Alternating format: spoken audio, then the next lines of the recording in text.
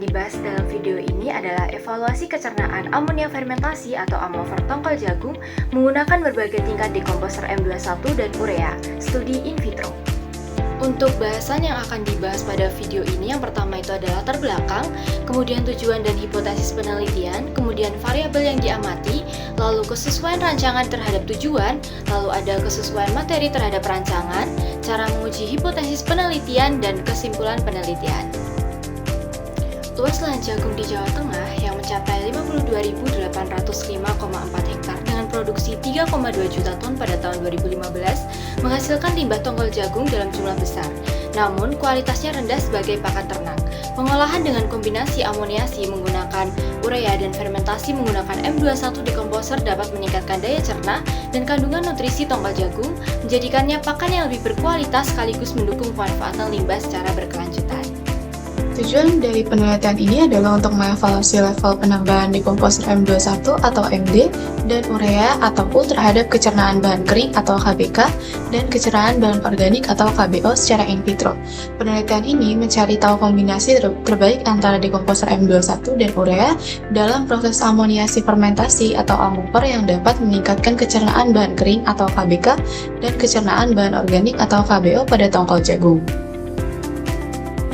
Terdapat dua hipotesis yang dapat diperoleh dari penelitian ini. Yang pertama adalah hipotesis 0 atau H0, yakni tidak terdapat pengaruh signifikan dari variasi penambahan dekomposer M21 dan urea terhadap kecernaan bahan kering atau KBK dan kecernaan bahan organik atau KBO.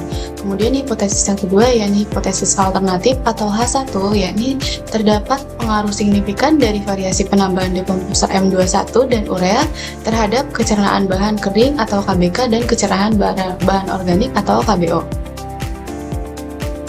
Terdapat dua jenis variabel yang diamati, yakni variabel bebas dan variabel terikat. Untuk variabel bebas adalah penambahan dekomposer M21 dan urea pada berbagai tingkat. Tingkat pertama yakni R0, tongkol jagung tanpa amoper atau kontrol.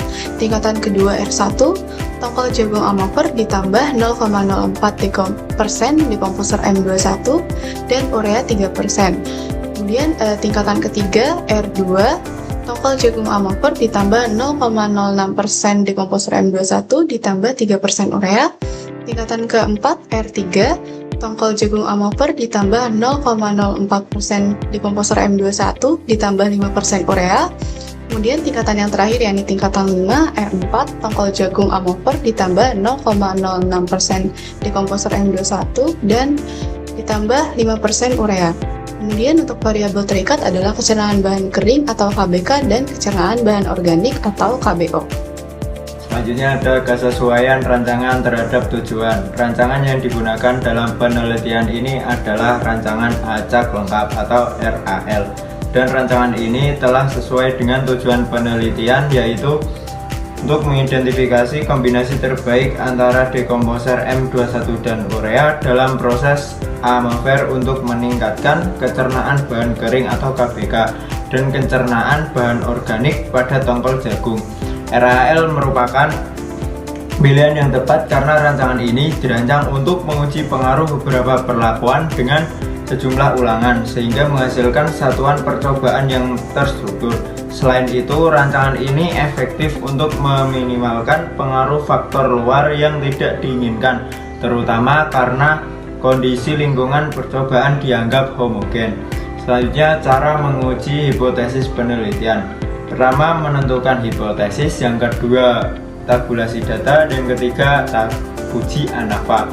Hasil ANAVA menunjukkan perbedaan nyata P kurang dari 0,05 pada KBK dan KBO antara perlakuan R1, R2, R3, dan R4 dibandingkan kontrol atau R0. Tidak terdapat perbedaan nyata P lebih dari 0,05 antara perlakuan R1, R2, dan R3. Namun, semua perlakuan tersebut tetap lebih baik daripada kontrol atau P0, R0.